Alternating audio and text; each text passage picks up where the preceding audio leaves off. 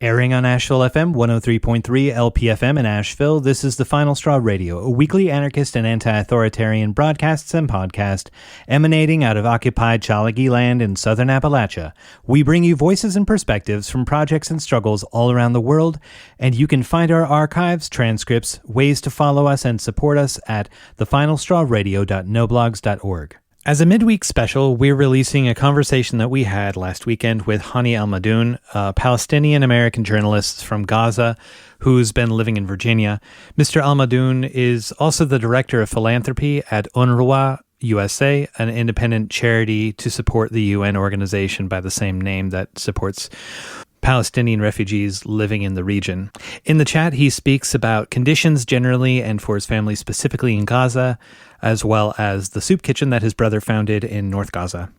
More information can be found in the show notes, including a link to the GoFundMe and the Instagram for that soup kitchen. Would you please just introduce yourself and tell listeners a bit about what you do insofar as it's comfortable to do so? Great. Thank you for having me. My name is Hani Almadhoun. In my day job, I'm the director of philanthropy at UNRWA USA. That's an independent American charity that supports the great work of UNRWA.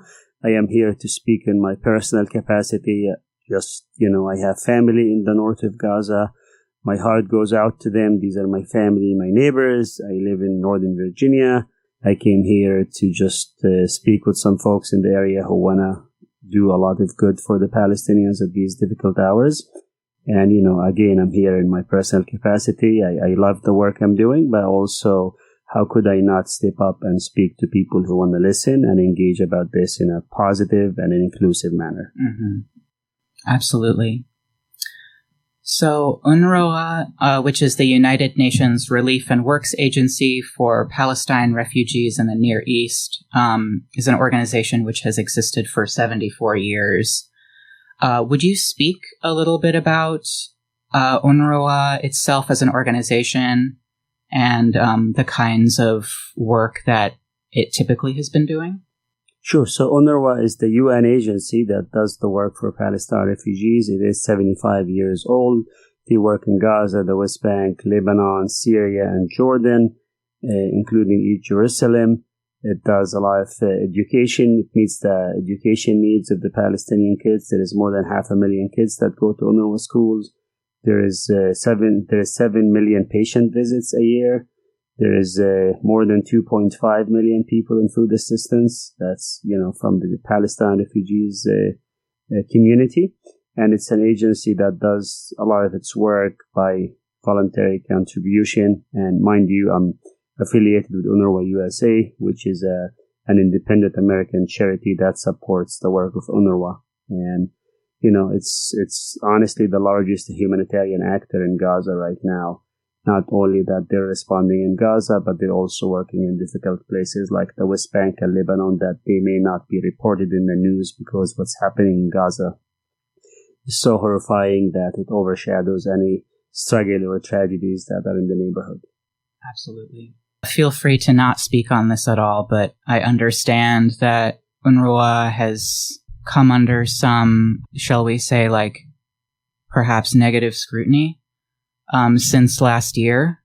Do you care to, negative media propaganda, I would say. Do you care to speak on that at all and what's behind it and not answer it because I don't want to make you do that, but just speak on what is going on there a little bit? Absolutely. Yeah. And, there is no shortage of pundits who can analyze this and look at it and just, say X, Y, or Z. I just appreciate UNRWA that they're able to work under difficult circumstances. There is more than 120 UNRWA staff that were killed in Gaza, the largest in the history of the United Nations. So it is a very difficult time. There is always publicity, sometimes good and bad. And, I appreciate the entity and I know that they're doing working as hard as they can to deliver aid for folks who need it.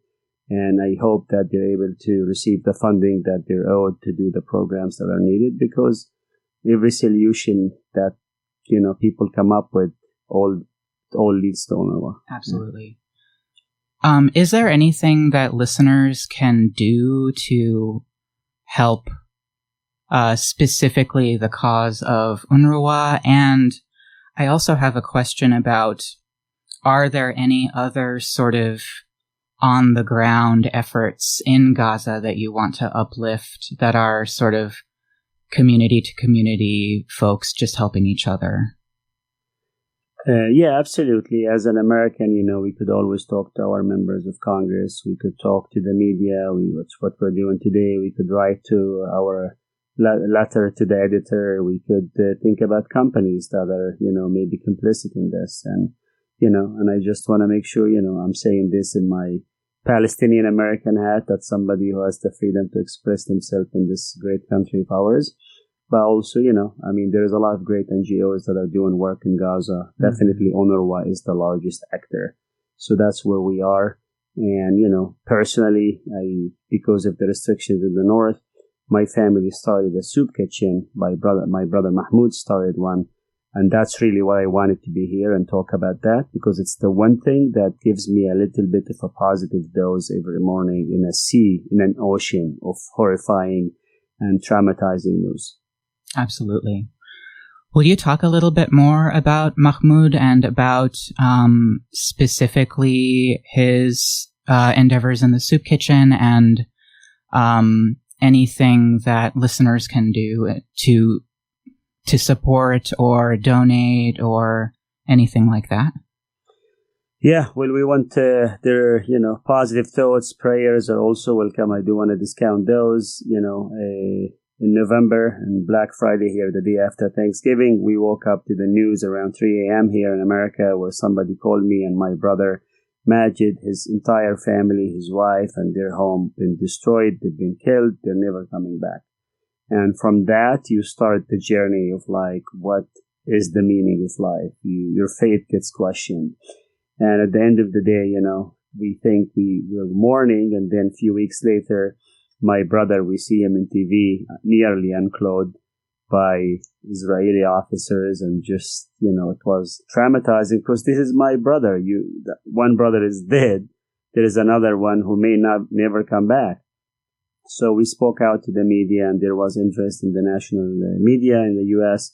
About 20 hours later, he was released after being humiliated, being called names, being blindfolded, his hands tied to his back, and he thought he's never going to come back from this. And then I talked to him if this really impacted or changed his worldview, and he said indeed it has, because he thought he's dead and he has a new lease on life. And as a lot of people know, the north of Gaza is a very small place. Let's remember, we're not talking about North Carolina and South Carolina distances. We're talking about a place that's 10 minutes east to west. So let that sit for a minute. Mm-hmm. So, there is no food allowed to the north, and people we know, at least 12 people, have died from malnourishment and starvation. And kids, this is not some fake news. These are families and people we know, and I can verify. So we started the idea in January. I told my brother Mahmoud, somebody dared me actually, said, hey, can you get food to the north? And I said, no, we can't get flour or rice, and these are the staples. There is no pasta. They ate all the pasta for the last 5 months. By then, now we're getting into 6 months, so there is really no pasta left in the or grains. It's a small area. Mm-hmm. What happened is then we went to a local kitchen and we ordered some rice. They had a couple of rice trays, so we bought those. We gave him away, and then the next day we went back, and he said, no, I'm out of business. I don't have any rice, and if I find it, it's 10 times the price. It doesn't make sense. So we're like, I have some money from my friends and my family. I want to do something. So I told Mahmoud, hey, my dad has some spices, that dips and things like that, maybe, and ketchup. In fact, people eat ketchup right now, mm-hmm. because if they can find it, it's very expensive item. That's what they eat right now. Mm-hmm. So if they could find it. So then we did that for 2 weeks. Then Mahmoud said, hey, how about if I start a community kitchen? I said, oh, I love the idea, or a soup kitchen. How would you going to make it work? He said, well, we happen to be in Beit Lahia. I know a couple of farmers. When the Israeli army pulled back a little bit, they were able to go to their farms and pick whatever, So first day he picked overgrown zucchinis. these zucchinis were supposed to be tiny, but because nobody picked them in 2 months, they were like pumpkin size. So he bought a bunch of those, cooked up a meal, and in the first day, 120 families showed up. He filled their pots with food. And then the next day, he didn't cook because he didn't think this is going to be sustainable. Then people showed up to his house like, hey, where is the food? And these are kids and elderly people, and people we know, we care for. We've interacted with those folks. And then the next day that he skipped a day and he said, okay, I'll cook again. So there is this leafy green thing that comes in the Mediterranean. It's called in Arabic khubbeza or cheeseweed. It looks like collard green. So deboil it and, add some, if they could find any flour or things like that, they would do it. But he didn't have flour, so he just improvised it, put some salt, and people liked it. 150 families showed up. They got food. And then we're like, wait, we have something going on now. So he bought extra. He started with 3 pots. Now he's up to 5 pots and cooking every other day. But in Ramadan, we're going to pivot to making it a daily thing. And a lot of people have been very generous supporting this in the GoFundMe page. And in fact, without asking, and here is where the media played a positive role. There's a Palestinian photographer that's a relative of ours who is really gifted with photos. And he shared a couple of pictures from the cooking days with me. And then those went really they were shareable because they were the color contrast, they popped. So people like, hey, this is great. How can I support? How can I support? At the time, I didn't have a GoFundMe. I was just doing it with a few friends. But now, because a lot of people ask for hey, I'm tired of people sending me money in Venmo and all that. So they're great, well-meaning people. I always tell people support charities, but there's limitations in Gaza, So community-driven initiatives like my brothers and my friends does help that provide food. So from that, it just garnered some attention. And, I'm aware that there is other kitchens there. Our kitchen is a small solution. There's 200 to 300,000 families there. The most we can serve is 2,000 people in one day. So that's, we're part of the solution, but we want 30 soup kitchens, but also we want a ceasefire. Let's treat this properly. We need a ceasefire so humanitarian aid can get in and the hostages can be free. We cannot do neither of those in an active war scene situation. Absolutely. Would you tell listeners how they can support that GoFundMe that you mentioned? So you may be able, if you can, share the link with the group, but it's if you go there and put the hot meals for the number for Gaza, you will see it there, and you could make a gift. If you can share it, that's another thing that's been very helpful. But we're promising people we're gonna do more meals in Ramadan as much as it's available.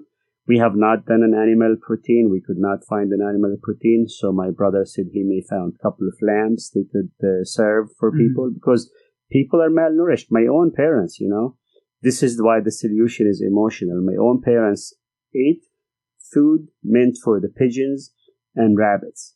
And my mom said the smell was so bad that she only took a 1 bite so she can take her diabetes medicine. These are humans. This is my mom. She's 73 years old. She's eating pigeon food. Their own cat refused. The cat was too good to eat the food that the family had to eat.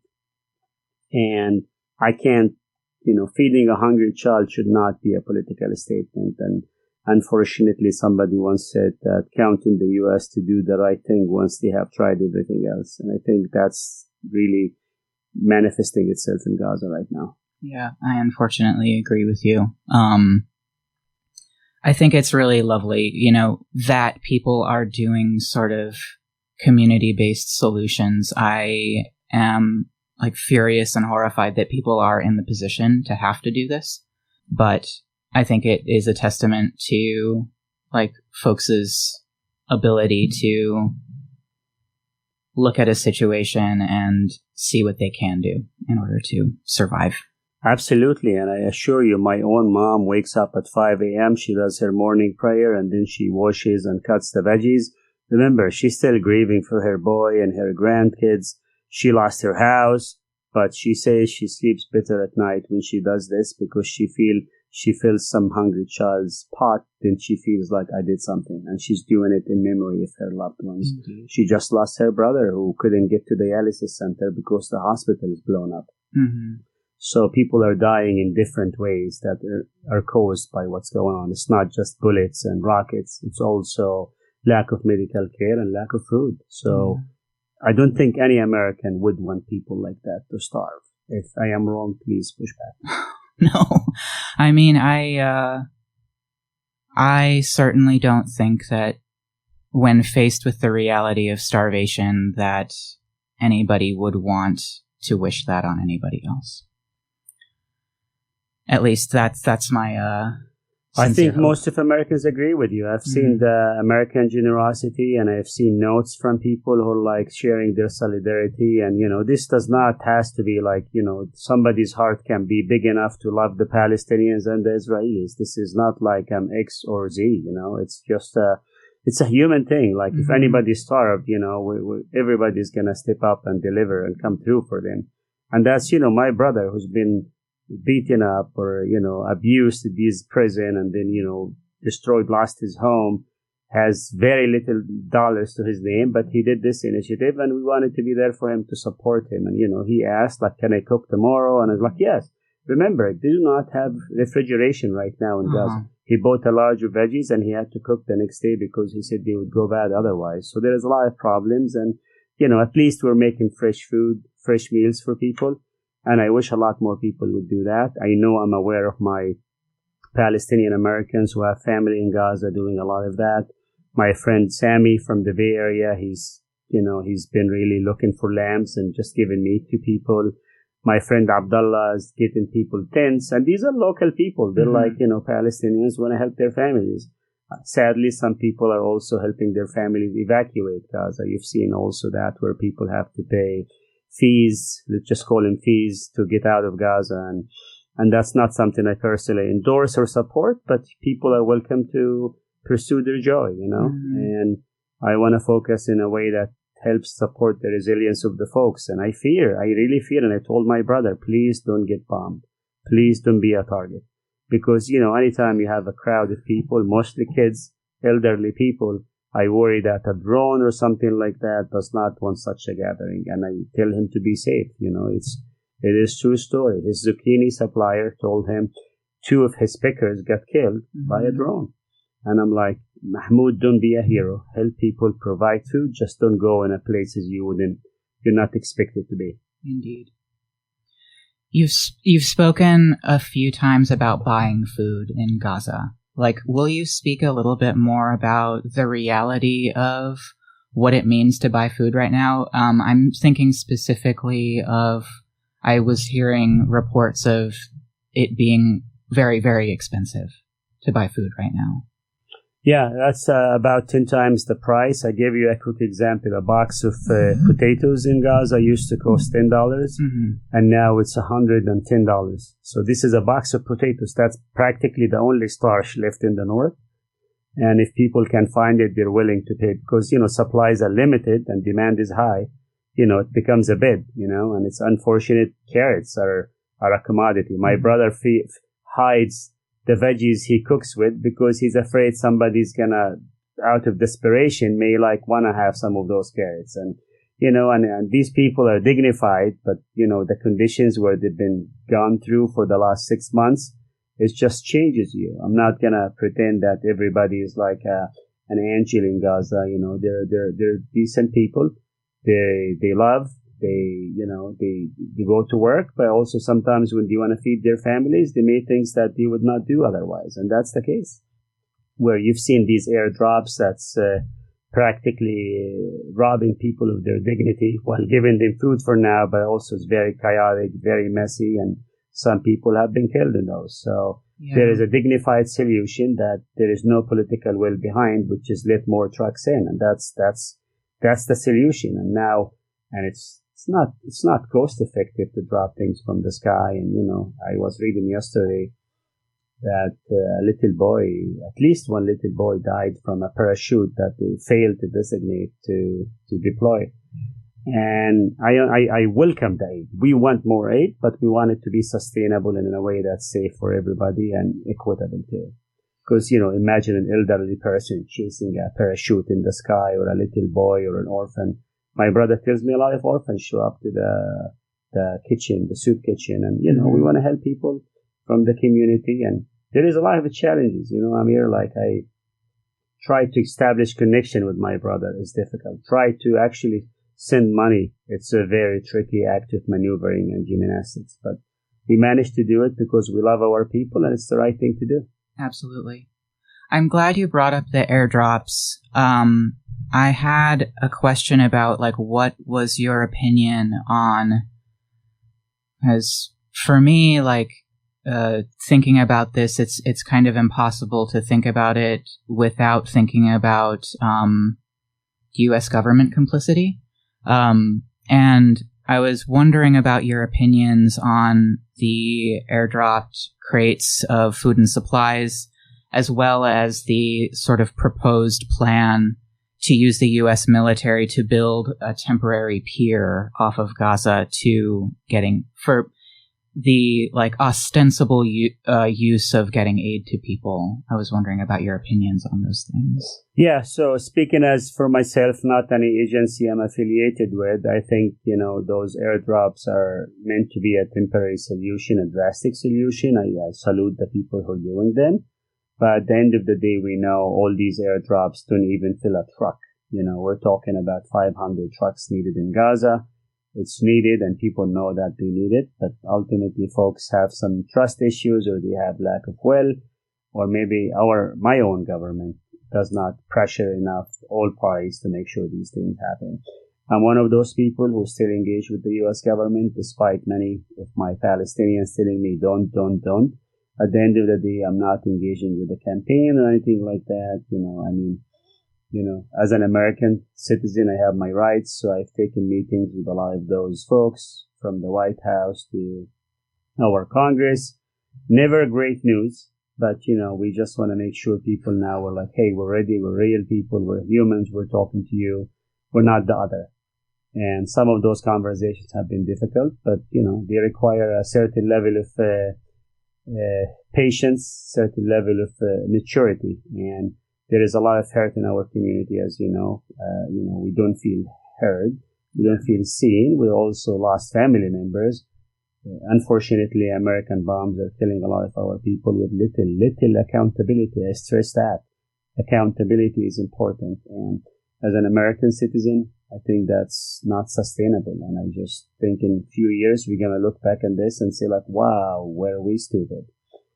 Unfortunately, I hope more aid gets to Gaza, more aid gets to the north, and a real solution. We need a durable solution, but also, the painkillers thing may buy you 10 years, 5 years, 3 years, but then you're going to go back to square one. It just seems that there is little courage among the politicians to do something that's will put this issue to rest. Indeed. I know that you said you did not want to be the story, and I definitely understand and am sensitive to that. But I'm wondering about if you would like to speak about your experiences doing journalism, and you spoke a little bit about your experiences advocating in government, and it's always a difficult position to be in when you're advocating sort of on an uphill, sort of. But you've also been doing a lot of media appearances upholding Palestine and Palestinians. Do you care to speak about your experiences within the last 6 months doing that? I know you've been doing it for longer than 6 months, too. Absolutely, yeah. So, at some point you have to really speak your truth and talk about your family. This is a personal to me. It's not about a job or anything like that. So I've been fortunate enough to appear in a number of TV networks, and I've always appreciated the opportunity. Also, in a couple of op-eds for CNN, for example, LA Times, to just share the truth from our side. There is no monopoly over truth, Mm-hmm. So that's some of the work. It has always been in good faith and wanted to get the voice out. Now, I have to admit that doing that in October was a lot harder than doing it right now. because people were like very heated, like, like, oh my gosh, everybody was thinking, we're gonna erase Gaza. You have, in case, a public figure on this, on CNN that said they called for genocide in live American TV, and Anchor did not push back. And we're talking CNN, we're not talking the other crew. So that just like that, but it's always been in a way that we want to amplify our voice, lift up our humanity, and tell people like, look, this is what you're impacting. My family did not evacuate to the south because X, Y, and Z. And because of the work I'm doing, sometimes, we can connect that to the work. And again, also speaking of opportunities, I was invited, or fortunate enough, to go to the UN last week. Met with the UN Secretary General, met with members of the Security Council, all of them, the ambassador from China, Russia, the US were there. And I think we connected in the human level. We know that everybody agrees except the ambassador from the US, who was human, and she cried when she heard these testimonies of the Palestinians, the Palestinian victims. And I hope those tears will not go to waste and they will be actionable. We need a policy behind those tears. She was very human, Ambassador Linda, and I love the opportunity. So and I think some of my community, they were like, why are you meeting with there is civility in this country. We have to honor that, despite the fact that sometimes our hearts are broken, our emotions are running high. And I understand that I don't hate people who have a different opinion than me, but I think at the end of the day, civility is important. And I think with these meetings at the UN and the European bloc, it was surreal because, I'm just a dad from Northern Virginia who takes their kids to school, and then at the end of the day, you go to these meetings and you just try to speak your truth about your community, because we don't really get an opportunity. We don't get many of us. When I get the invite first time to go to the White House, I said a 4-letter word. And then my colleagues talked some sense into me and said, you're going to be the only person from Gaza in that room. You better go. And then I asked folks and they said, go. So I went, and that's how the communication started. Now we talk, but I see very little action. And unfortunately, when I see the U.S. coming through for Israel, it just feels different than the same way they show up for the Palestinians and our humanitarian needs. Yeah, indeed. I agree with that as well. In the beginning, in October, I was struck by the difference between the U.S. government response to the war in Ukraine and the difference in the response to the war in Ukraine versus this situation. You don't have to speak to that. I just wanted to we see it. We take note. I want the Ukrainians to be safe and sound. And I just wish the same thing for our people in Palestine. Indeed. And unfortunately, we're not feeling that way right now. And you remember, we're not just getting the heat in Gaza. We're also getting heat here. You had the boy in Chicago, Adir, who was killed. And then a few people in Vermont got shot over a kafia. We've seen people just bullying. Every week I wake up to notes from people calling me names that they don't know me. They just assume things and they just yell at me in email and things, and I'm like, wow. And I don't dignify that with an answer because I know who I am. I don't go and bully other folks, So that's just a heartbreaking reality. Indeed.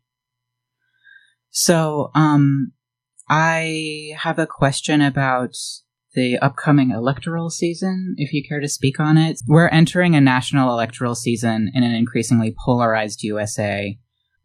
Do you see any roads forward from within the U.S. to shift policy quick enough to stop this current genocide? I'd rather talk about the soup kitchen. Yeah. But I understand that. I tell people always show up and vote because that's how you count and that's how you matter. Totally. And, we see the folks in Michigan, 300,000 people are just, are just having a bigger influence than a lot of people because they have a power of the vote. We just have to show up and vote and, just people with their conscience. Yeah. Nobody's going to be there with them at the ballot box. The one thing is I always encourage people to really vote and show up for the candidates that do the right thing, Mm-hmm. And that's the extent I can extend. I'll make sure to vote. I just voted in the primary in Virginia, which was last week. Mm-hmm. So I encourage anybody who listens to really to participate in our democracy. Do you care to speak on how your family and other loved ones, both in Gaza and in the U.S., are doing right now? It's not an easy conversation. My kids are, we try not to engage in this. We try to give them breaks from it, but it's my reality. They overhear me on the phone. They see me traveling or going to places, or they see something. And that's tough because, we just feel on top of, every place. We spend the summer in Gaza. Actually, my girls went with us, our daughters. They love Gaza. They love the families there. They love the memories. Pretty much everything has been erased now. So we have to explain that to them. We always joke like the summer vacation spot for us was Gaza. And now we don't have that option. Why? We say Gaza has a nice beach. Our family's there. We have food. We could hang out. And it wasn't like an easy life in Gaza. I do want to make it sound like Gaza was already fancy before October 7th. It wasn't. There was difficulties. For example, I wrote in Facebook in July, I'm paying in Gaza 6 times the price Americans pay for electricity, for example, right? Or double the price of gas. Think about it here. We complain if it's 5 cents. In Gaza, that has $7 a day earning income, double the price of fuel. So a lot of those conversations are impacting our families. Obviously, we're not done with this. My parents are still in the danger zone. Mm-hmm. My sister is in the south, so she's in Rafah. We don't know what's going to happen. We don't know what's going to happen with her. We worry. We also, God forbids my dad has another heart attack or something like that. Nothing to do with the conflict. Maybe it does a little bit. But then what hospital will take him, Mm-hmm. The nearest hospital you've seen there, the Indonesian hospital and the Shifa hospital. That's where people go for serious things. Mm-hmm. And none of those places are functioning. They're hardly, they're just, people are dying left or right, and there is no capacity to take care of them. And those are really sad because we know that at least 70% of the victims are women and children. And not that men are disposable, but this is to make a point that folks are not really involved in this conflict. Or even if you want to take it further, the kids have nothing to do with any election that you're citing as a blanket excuse to harm the people in Gaza right now. Indeed. Yeah, there's a whole sort of like narrative of the like ethics of war and how all of this current assault on Gaza is sort of contravening all of those so-called like ethics of war. Yeah. I mean, one thing I can share, I shared this with the ambassadors to the EU because they're big institutionalists and they love the universal international law. I've told them basically my truth, and saying this as a Palestinian who's hurting for his family. Like everybody has failed us, even these institutions. I went to Model UN. I believe in dialogue and all that. I said people in Gaza, they think differently if the Red Cross, for example, because they called and nobody picked up. People think differently if any UN relief agency because, they were ordered to leave areas or not to serve areas. The international law people have not stepped up, like everybody acts like they're a banana republic all of a sudden and nobody has any power. So how do we restore that faith? I don't know. Like I want people to believe in these institutions, but in Gaza, that's not possible. Nobody came through for them, and it's unfortunate. So I'm in search of something that gives me hope. And I hope what you suggested about the pier or the port, that's going to bring some aid. But again, there is an easier way. The trucks can get in, and people are not doing that. So we'll see where we land there. So Indeed. So besides UNRWA, like you've spoken a lot about, would you actually recommend that people donate to UNRWA? I mean, if people want to go to unrwausa.org, UNRWAUSA.org, and learn about the organization and see how we can support, there is a number of interventions.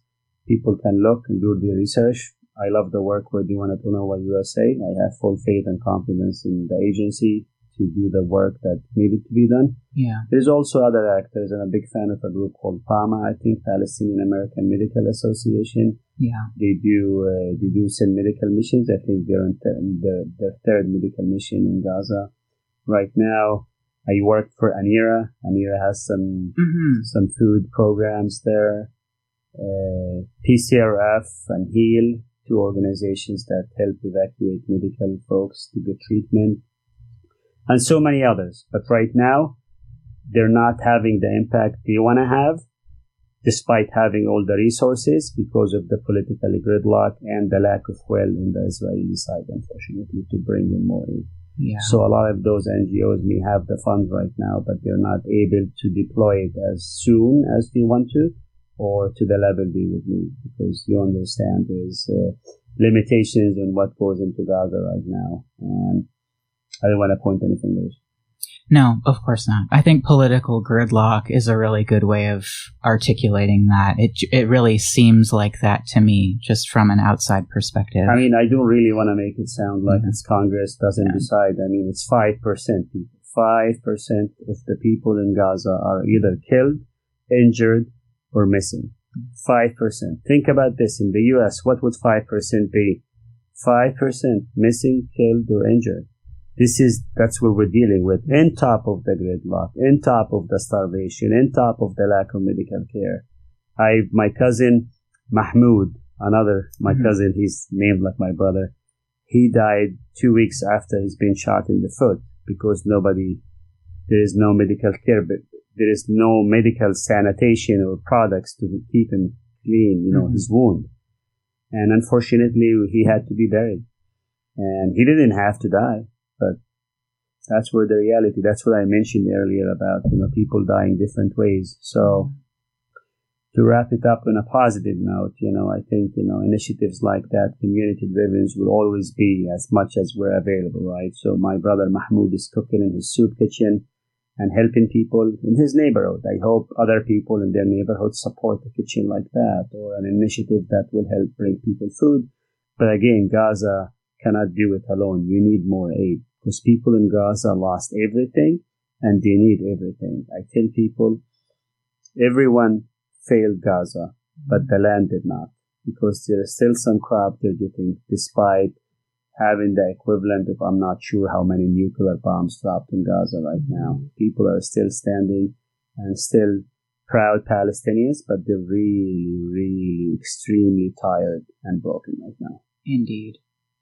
You've talked kind of extensively, and we're going to wrap up the interview here in a little while, but you've talked extensively about your brother Mahmoud's soup kitchen.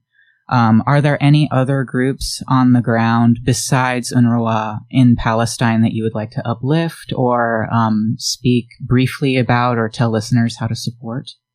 So I tell people things like, hey, ask if this charity was already in Gaza before October 7th. And if they have local staff, because these are metrics that help you decide if those folks are good impact. And then you always ask the questions that you like to ask. Some people are too concerned about the overhead. Right now, I want to support any NGO that's able to do any work in Gaza. And it's hard. It's, even folks in Rafah in the south are not having an easy lifestyle there. The north is being starved.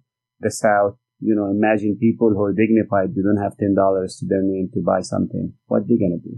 There is no ATMs. There is no bank. How do you think they're going to, some people actually have a salary they take. They can't, because the ATMs are gone. So a lot more people are it's harder. There is very little forms of life are supported in the north right now. So as I mentioned earlier, I mentioned ANIRA, UNRWA USA, PAMA, HEAL, PCRF, great organizations. Do your own research. Always see what's your priorities in life and what change you want to see in the world. But I think it's a public knowledge that UNRWA is the largest humanitarian actor inside Gaza with 13,000 staff. So that's the kind of impact, and all these UN agencies work through UNRWA, and I'd like to see them funded. And UNRWA's website is very detailed in how to support, how to get involved, all of these things. So if folks are interested, I would suggest checking it out. That is all the questions that I had written up. Is there anything you want to give voice to before we end?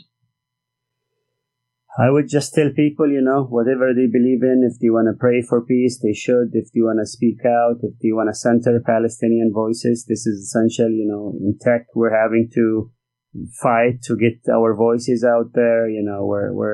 We're getting a lot of unjustly targeted by certain groups and things like that. I just want people to really make good decisions about this and just read for themselves. It is not a black and white issue.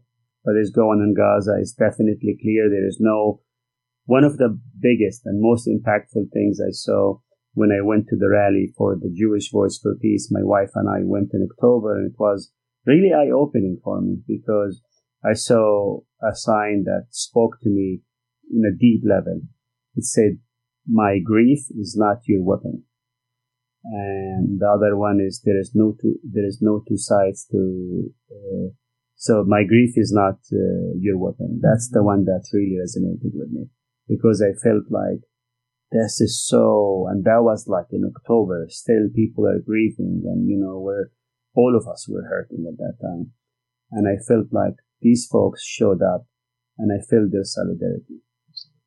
Thank you so much for taking the time to speak with us. I realize you have a very, very busy schedule, and I feel very blessed that you were able to come and speak with us. Thank you so much for this opportunity. And again, continue to talk about this as much as you can. Absolutely. Thank you. Yes, thank you so much. This is The Final Straw Radio. The show will later be archived at thefinalstrawradio.noblogs.org, and you can email us with questions and suggestions at thefinalstrawradio@riseup.net or thefinalstrawradio@protonmail.com.